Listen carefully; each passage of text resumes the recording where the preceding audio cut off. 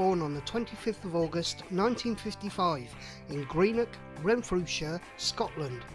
This is where he spent most of his childhood years.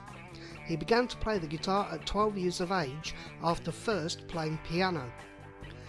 First, he learned British blues music, as he was influenced by the work of Eric Clapton and also that of Jimi Hendrix. In 1971, his parents moved to London.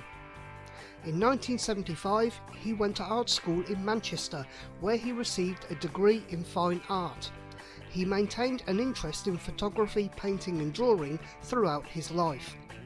But it was in 1976 when a new music titled punk rock started to take hold that he really decided to step up a gear and get into a band.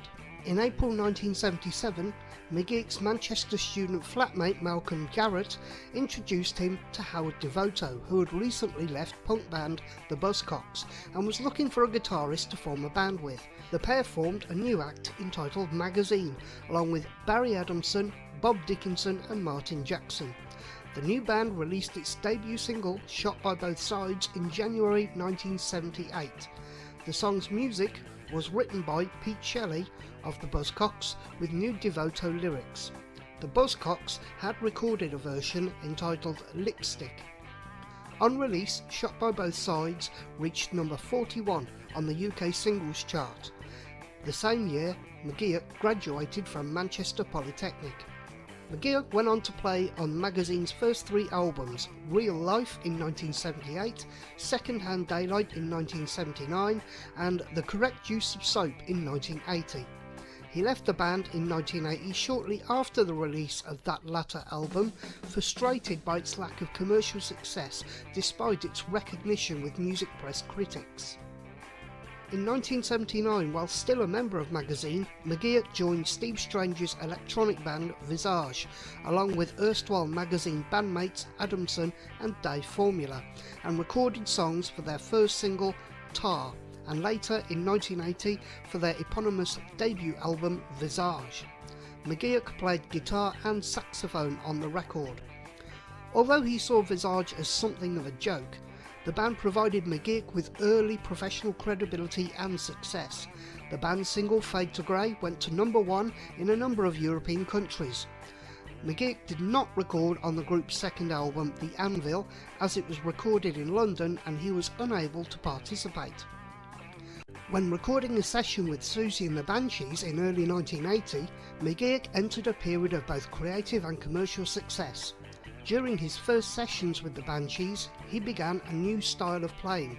He later commented, "I was going through a picky phase, as opposed to strumming.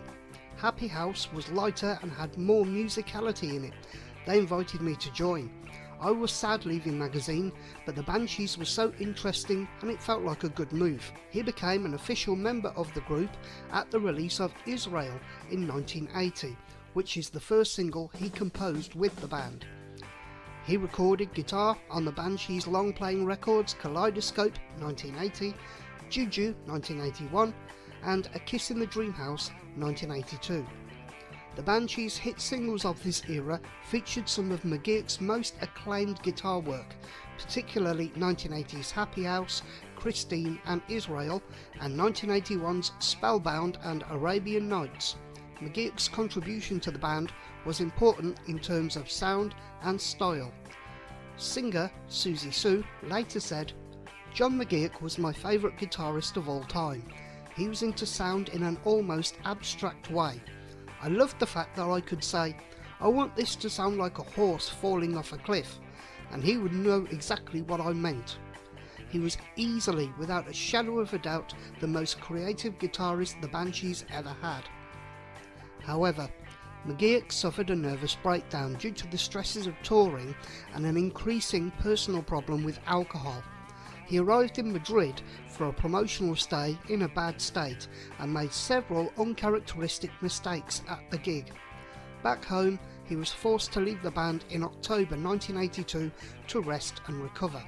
In 1983, during a break from playing music, he produced Swedish punk band Zang Tum's debut long-playing album. He then joined the band The Armory Show, which included Doyle as well as ex-Skids members Richard Jobson and Russell Webb.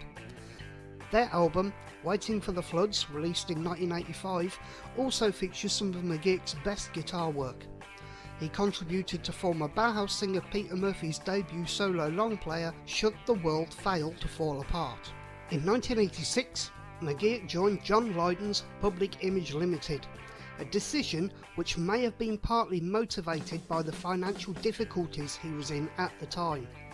He had been an admirer of Pill, particularly of Lydon's song lyrics, yet reportedly had previously turned down an offer from Lydon to join the band in 1984.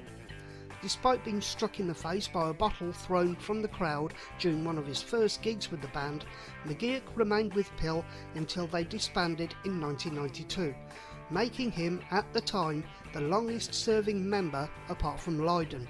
Without a band, he ended his career seeking to form one via a variety of short-lived ventures.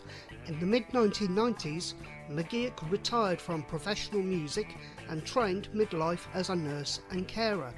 In the early 2000s though, he was reported as attempting to re-enter professional music by working on musical scores for television productions.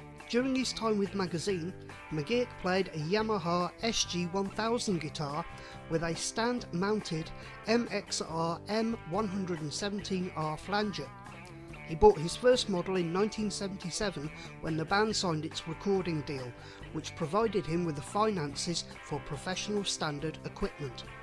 Whilst with Siouxsie and the Banshees, he created his own setup involving an MXR flanger mounted on a mic stand, which allowed him to hit a chord and sweep the flange knob in real time. He also played a 12-string Ovation acoustic guitar. He also used an MXR Dynacomp compressor and a Yamaha analog delay. His amps were Roland Jazz Chorus JC120 and two Marshall MV50 combos. His use of flange and chorus added depth and space to his guitar parts. While working with the HONOURARY show, he also used a Squier 1957 Stratocaster and an Ibanez AE 410BK. During his work with Pill and in his last years, he favoured a solid wood carving electric guitar. He also used a Washburn Tour 24 guitar for touring during 1988. McGeogh sadly died at the age of 48 in his sleep on the 4th of March 2004 at his home in Launceston, Cornwall, from sudden unexpected death in epilepsy.